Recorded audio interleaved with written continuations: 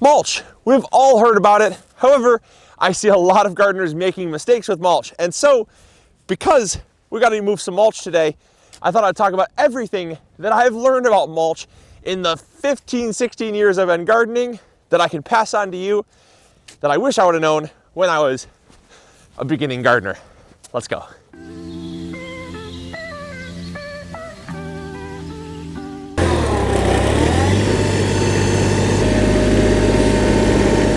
Let's go.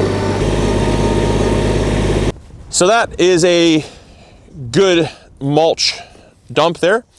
Now what we're gonna do is we're gonna get the rake and spread it out, because the first mistake I see a lot of gardeners making is having their mulch too deep.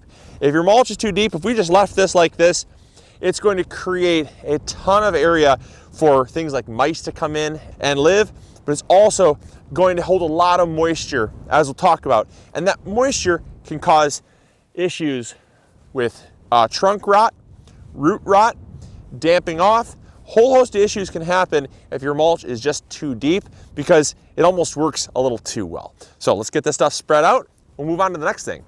So now that we're getting this stuff spread out here, the next mistake I see a lot of gardeners making with mulch is having it too close to the trunk. Now this does a similar thing to when you have it too deep, but having it too close to the trunk can also cause a problem, because not only does it run the risk of holding moisture near the trunk, but it also can invite animals like mice to come in right near the trunk and eat away the bark on the tree. So we always make sure to kind of pull the bark or pull the mulch away from the base of the tree there. It's okay if it's kind of a little thicker on the outside, but we generally don't have any mulch right near the trunk. And that's going to help to reduce things like mold and mildew, rots, and mice. Next mistake I see a lot of gardeners making is using dyed mulch. Now, this mulch we have here is natural. And the reason why you want to go with natural is because there are no artificial dyes or coloring agents that are used to make the mulch a different color. This is just a mulched up hardwood mulch, and there's probably some pine thrown in there, but there's maple, there's oak, there is maybe some applewood, cherry wood. There's a bunch of different hardwoods in here. And like I said, there might be some pine tossed into the mix, but it's a really good hardwood mulch, and it's natural.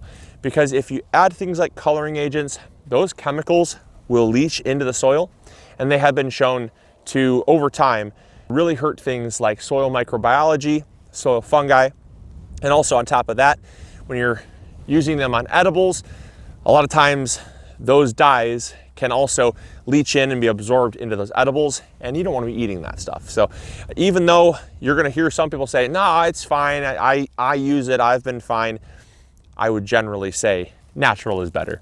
The next mistake I see, and this is a popular one, but it's one that I think is becoming less popular just as we become more aware of some of the negative things that can come from it, and that's using rubber mulch.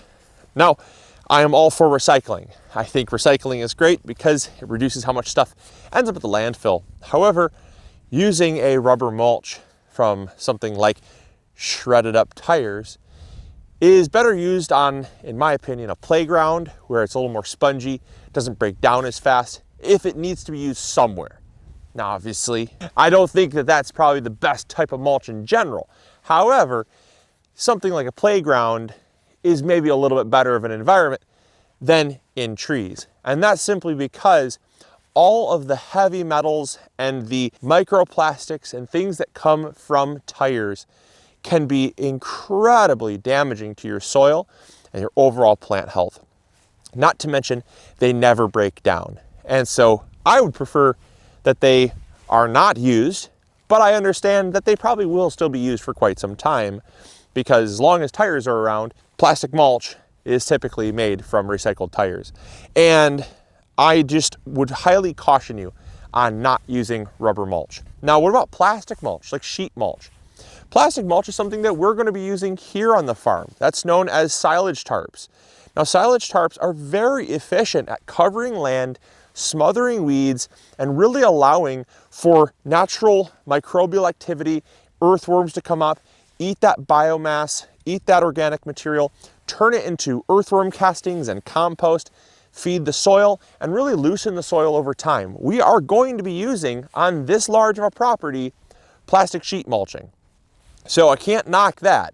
However, when it comes to rubberized mulch, like shredded up tires, I would tend to say stay away from it. Next mistake I see are gardeners that take their mulch and turn it into their soil. You never, under any circumstances, want to rototill this raw mulch here that's uncomposted into your soil. It will create such a damaging effect because of a process that's a natural process at that. It's called nitrogen sequestration. And what happens, we talk about this a lot. We talk about this word. In fact, I think I'm gonna make a t-shirt that says nitrogen sequestration, because I say it all the time, and yet I still see people making this mistake. And so I'm gonna say it again. The reason why you have a process called nitrogen sequestration is because you are turning uncomposted material, something like mulch, into your soil. Mulch should always remain on top. Mulch should sit on top of the soil, not be turned into the soil.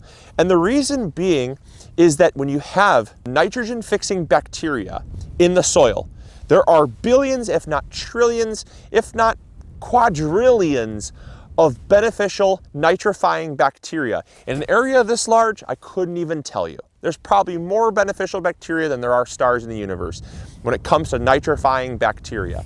And what those nitrifying bacteria do is they seek out uncomposted material, and they use nitrogen in the soil. They use nitrogen in the soil, or in the fertilizer that you're fertilizing your trees with, or whatever. They take that nitrogen and they use it to break down carbon. They use the beneficial bacteria, take the carbon, or they take the nitrogen to break down the carbon. All this stuff here is all carbon. It's all brown material. They break that down and it robs nitrogen from the soil so that they can convert this carbon, this organic material, into compost. And then once it is fully composted, and only then will the nitrogen be returned back to the soil. So in the meantime, you will have yellow leaves, you will have stunted plants, you will have very sickly, terrible looking plants, and you'll be asking yourself, what is going on? What is wrong? And it will be an uphill battle, a constant nitrogen sink, right? It just will take nitrogen as much as you can give it. It will continue to take until those wood chips are broken down. But in the meantime, on the surface of the soil, that will not happen. In fact, it will actually better your soil, because over time, as the worms come up and the bacteria and mold and stuff break down the wood chips, that is going to then leach those nutrients, leach those nutrients down through the soil, and it's going to help to fertilize your tree over time. All right, there we go.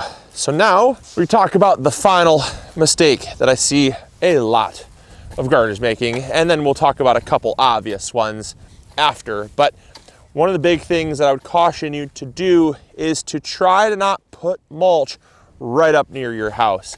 Now, obviously out here in the country, we don't have much to worry about. However, there's a very notorious fungus called shotgun fungus or bird's nest fungus. And it's kind of crazy because I'll have Hannah throw up a picture. It actually looks just like a bird's nest with like a couple of robin eggs in it. It's really crazy. And what that does, it's also called artillery fungus is another term. Shotgun fungus, artillery fungus, bird's nest fungus. They're all the same thing, and they find themselves nestled into mulch. And what happens is when they actually burst, how they spread their spores is through an explosion, and it actually, that's hence the term artillery, will shoot their spores, these tarry black spots, up to 15 feet. And if you do not have landscaping all around, or you don't have enough space, it will pepper your house and your siding, your windows, your cars. It will pepper everything with these little tarry black spots that are near impossible to remove. And I mean near impossible. They can cause thousands of dollars in damage, and it only takes one to get in your mulch and then spread, because mulch is where they love to thrive. So do not put it near your house or very close to your house. if at all possible, unless there's some type of barrier. Now let's talk about some obvious ones. Another mistake is not using mulch. Now, that couldn't be a bigger mistake because mulch will help to conserve moisture in the soil. It will help to break down and create organic material. Mulch also provides an amazing home for things like beneficial bacteria and fungi, which are responsible for over 70% of the nutrient uptake of trees and plants. They are an incredible miner of minerals that can go down and help to actually soften and loosen the soil, as well as unlock those nutrients to help feed your plants. So mulch can help to have a home for those beneficial bacteria and fungi to live in.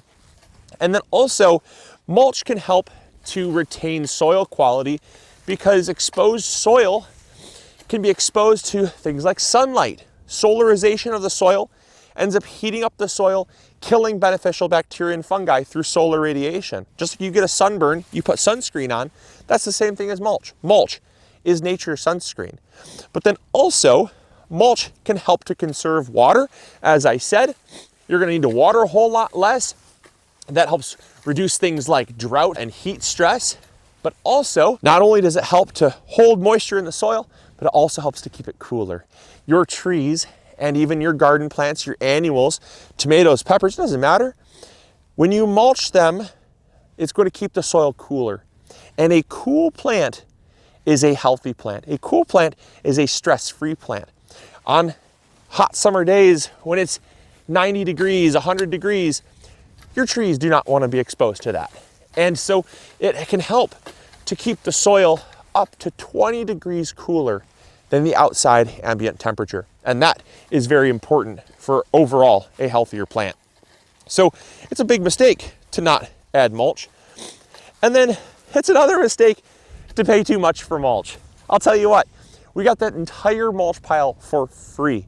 There's a couple resources. You go to Chip Drop. Chip Drop is an online website where you can put in your information, and tree companies will simply drop off mulch for free. Now, it's not always the best quality mulch. It can be sometimes a little bit rough, but it's free. But you can also just call. We have an agreement with 3 different tree trimming companies in the area, and whenever they're in a job in the area, they come by and they drop off mulch. And that's awesome because we go through a lot of it, but it's also great because it's free, and they would pay for it, or they would actually have to pay to drop it off at something like a recycling facility, compost facility, or landfill. And so it's very, very beneficial for both parties.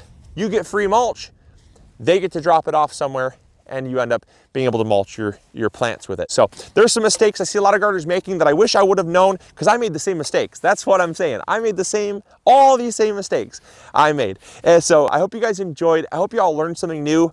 I wish I would have had these tips when I was a beginning gardener, but you know what? I've learned so that you don't have to learn the hard way. So as always, thank you guys so much for watching. And as always, grow bigger. Take care. Bye. Hey, thank you so much for watching today's video. I really appreciate it. If you enjoyed, consider clicking this one. You'll probably enjoy it just as much. I want to thank you for your viewership, because without it, this channel would not be as amazing as it is.